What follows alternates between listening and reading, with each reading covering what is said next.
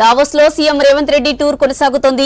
రాష్ట్రంలో పెట్టుబడుల కోసం ప్రపంచ దిగ్గజ సంస్థలతో చర్చలు జరుపుతోంది సీఎం టీం. విమానయాన రంగంలో పేరొందిన అమెరికాకు చెందిన సర్గాడ్ సంస్థ రాష్ట్రంలో మెయింటెనెన్స్ అండ్ రిపేర్ యూనిట్ నెలకొల్పడానికి ముందుకు వచ్చింది. రాబోయే 3 నుంచి 5 ఏళ్లలో దశల వారీగా 1000 కోట్ల వరకు పెట్టుబడులు పెట్టేందుకు తెలంగాణ సర్కార్తో ఎంఓయూ కుదుర్చుకుంది. దావోస్లో సర్గాడ్ సంస్థ వ్యవస్థాపకుడు సీఈఓ శ్రీనివాస్తో భేటీ అయ్యారు సీఎం రేవంత్ రెడ్డి.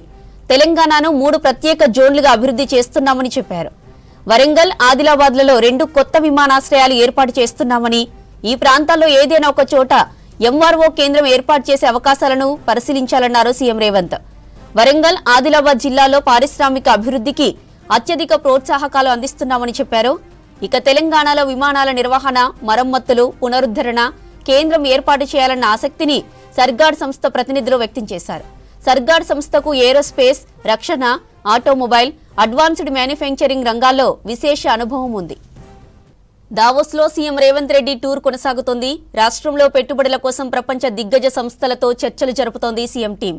విమానయాన రంగంలో పేరొందిన అమెరికాకు చెందిన సర్గాడ్ సంస్థ రాష్ట్రంలో మెయింటెనెన్స్ అండ్ రిపేర్ యూనిట్ నెలకొల్పడానికి ముందుకొచ్చింది.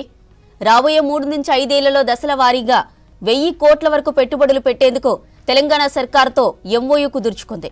ఇక దావోస్లో సర్గాడ్ సంస్థ వ్యవస్థాపకుడు సీఈఓ శ్రీనివాస్తో భేటీ అయ్యారు సీఎం రేవంత్ రెడ్డి. తెలంగాణను 3 ప్రత్యేక జోన్లుగా అభివృద్ధి చేస్తున్నామని చెప్పారు. వరంగల్, ఆదిలాబాద్లలో 2 కొత్త విమానాశ్రయాలు ఏర్పాటు చేస్తున్నామని, ఈ ప్రాంతాల్లో ఏదైనా ఒక చోట ఎంఆర్ఓ కేంద్రం ఏర్పాటు చేయాలని అవకాశాలు పరిశీలించాలన్నారు సీఎం రేవంత్.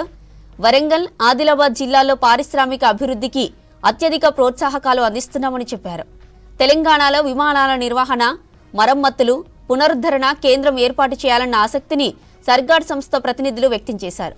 సర్గాడ్ సంస్థకు ఏరోస్పేస్, రక్షణ, ఆటోమొబైల్, అడ్వాన్స్డ్ మ్యానుఫ్యాక్చరింగ్ రంగాల్లో విశేష అనుభవం ఉంది.